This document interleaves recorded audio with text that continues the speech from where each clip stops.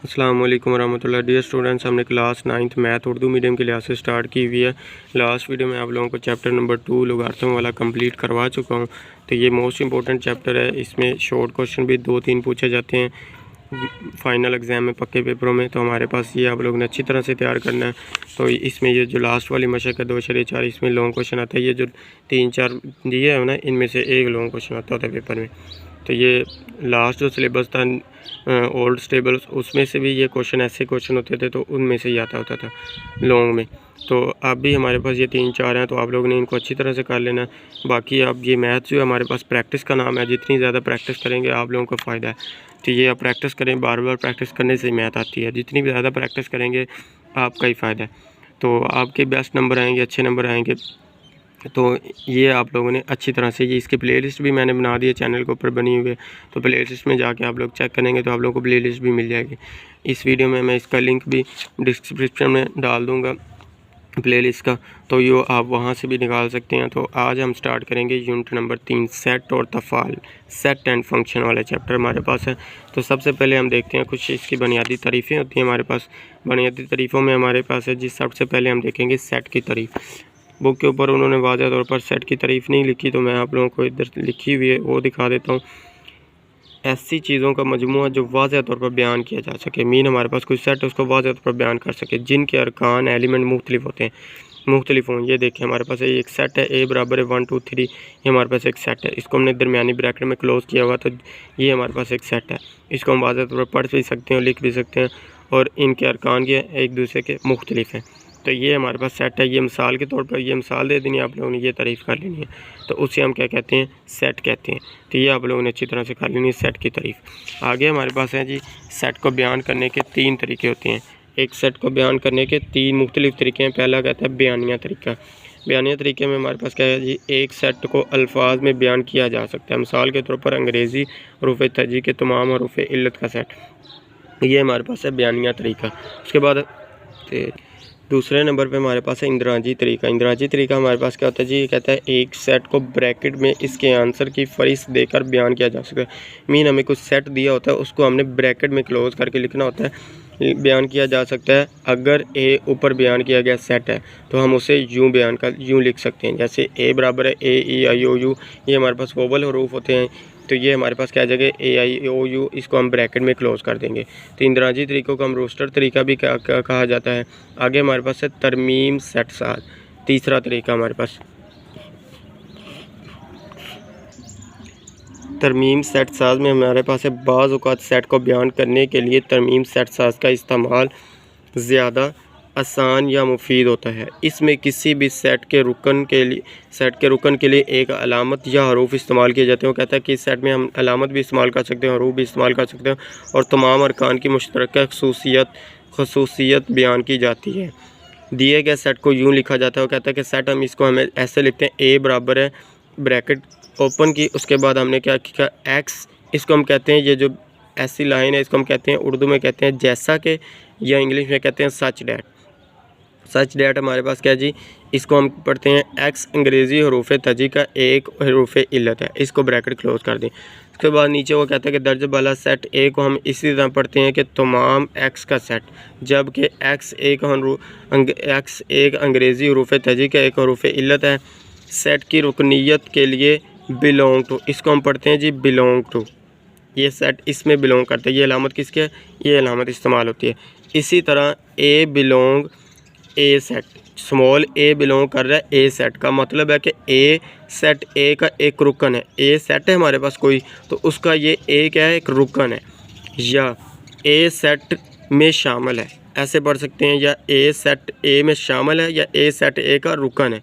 जबकि ए सी जो हमारे पास है नॉट बिलोंग टू, जैसे ये हमारे पास बिलोंग टू, इसके ऊपर ऐसे लाइन लगाए तो हमारे पास क्या बन जाता है, नॉट बिलोंग टू। जैसे ये हमारे पास इक्वल है, बराबर है, तो ये हमारे पास ऊपर दबाएं तो एक लाइन लगा दें, हमारे पास क्या आता है, नॉट इक्वल टू, या ये बराबर नहीं है। तो ऐसे ही हमारे पास बिलोंग टू के ऊपर लगाएं तो हमारे पास क्या आ जाता है, नॉट बिलोंग टू।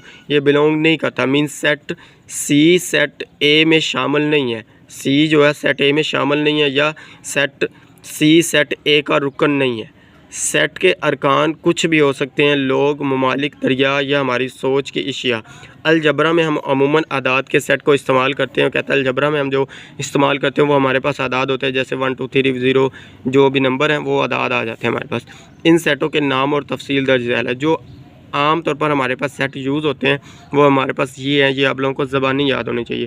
कुदरती आदाद का सेट एन से बिलोंग करते हैं, एन से ज़ाहिर करते हैं हम इसको, तो हमारे पास कहाँ से स्टार्ट होते हैं 1 2 3 से लेके अप टू 100 चलता जाता है। उसके बाद मुकम्मल आदाद का सेट, मुकम्मल आदाद को हम W से ज़ाहिर करते हैं, 0 1 2 3 अप टू 100 चलता जाता है।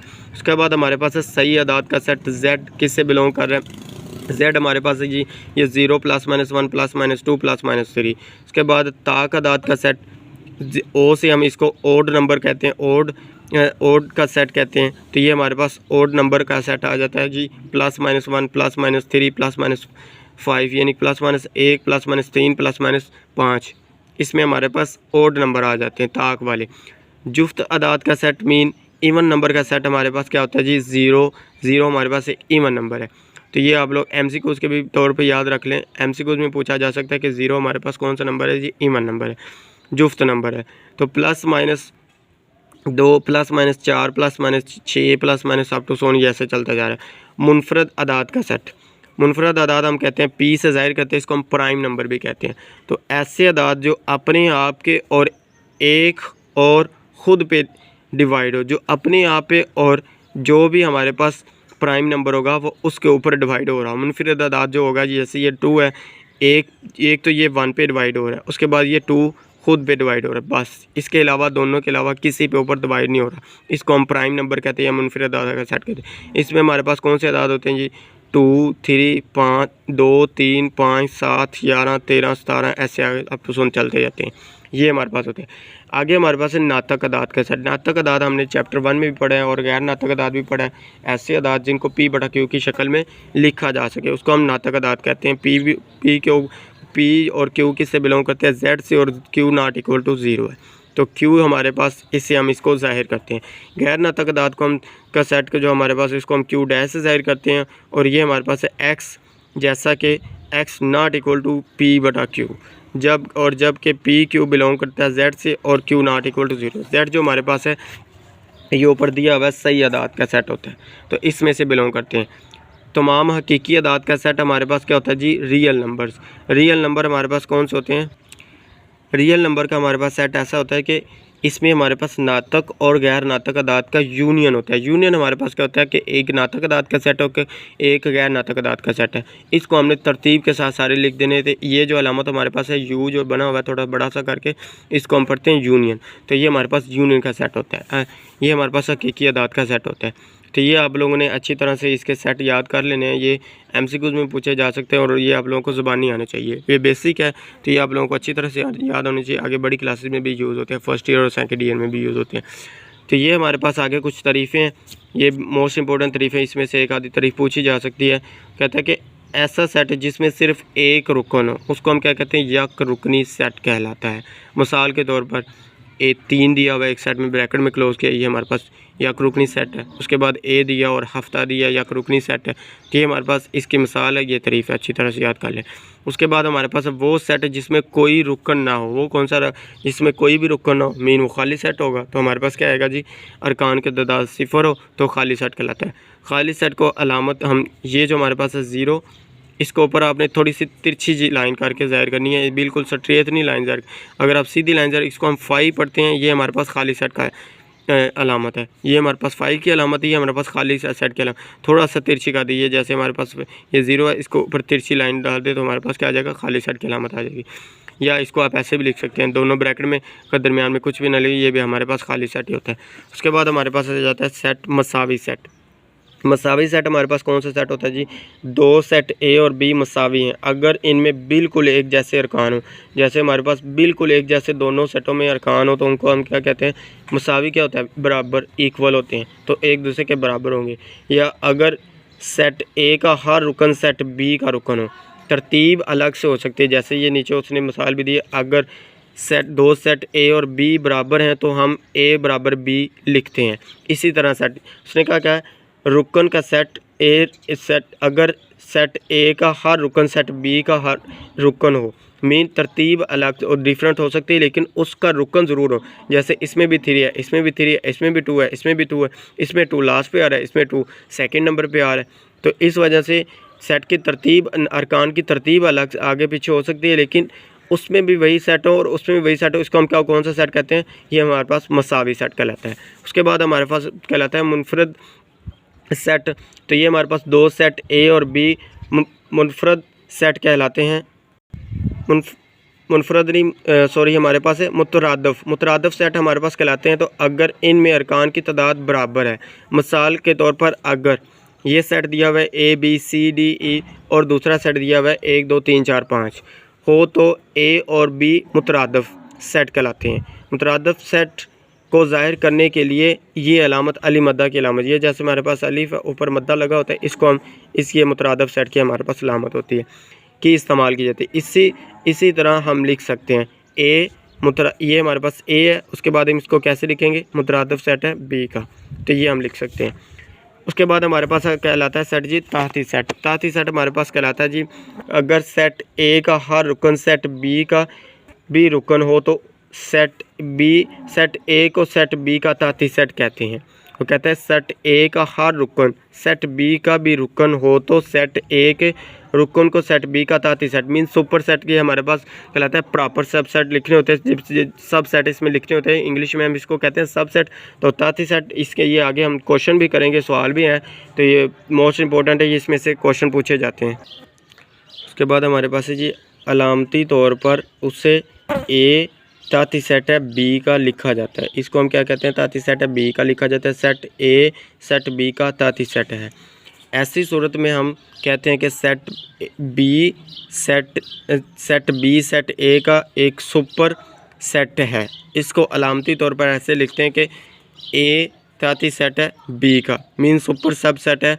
सेट बी सेट ए का सुपर सेट है। सेट बी सेट ए का सुपर सेट कहलाता है। उसके बाद हमारे पास 2 तरह के सेट होते हैं, वाजिब ताहती सेट और गैर वाजिब ताहती सेट।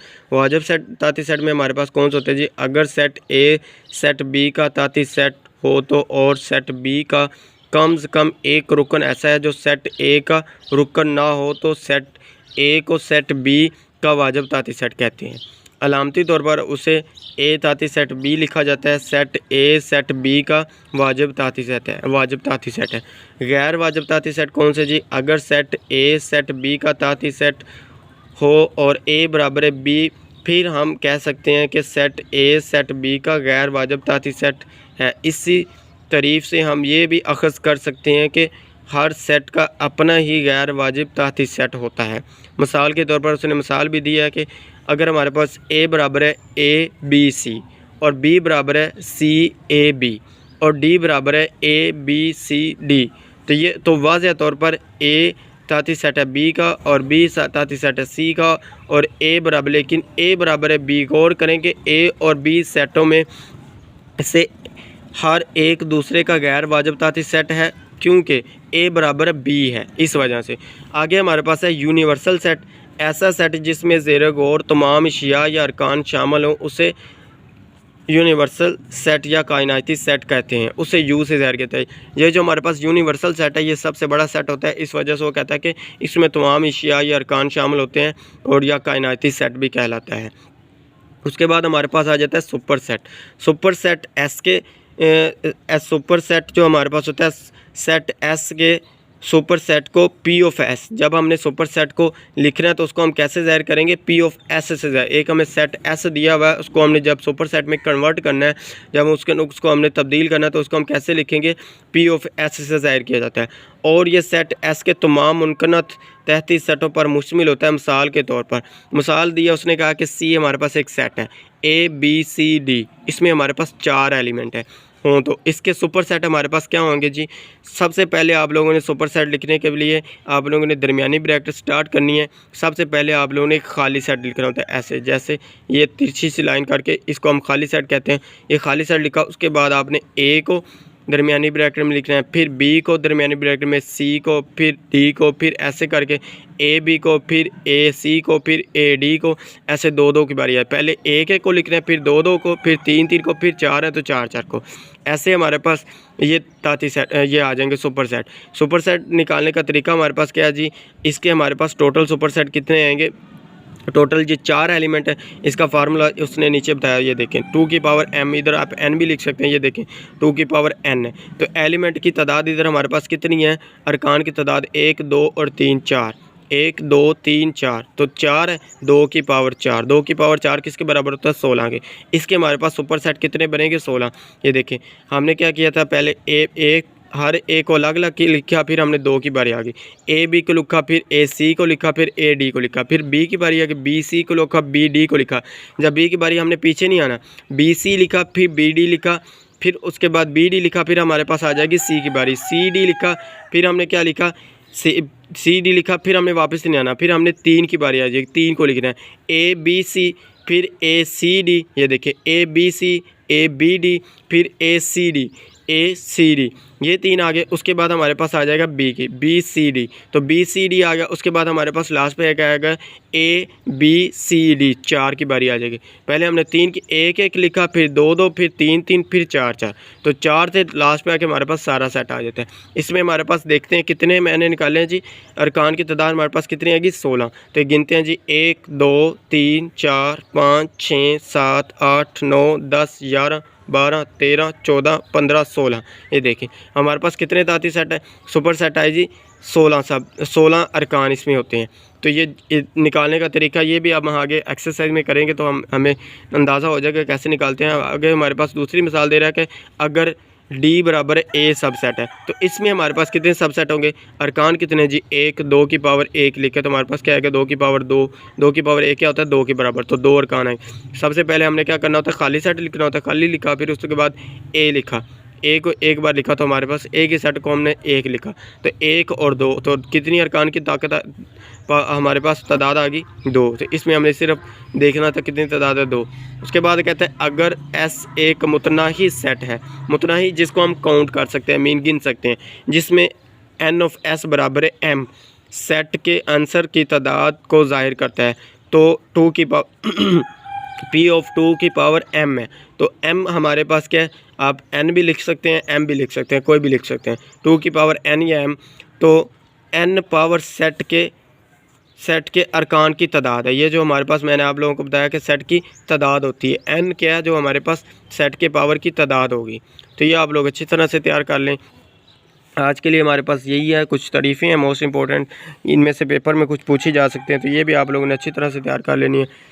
वीडियो अच्छी लगे तो इसको लाइक और शेयर करें, अपने दोस्तों के साथ भी इसका लिंक शेयर करें और चैनल को सब्सक्राइब करें।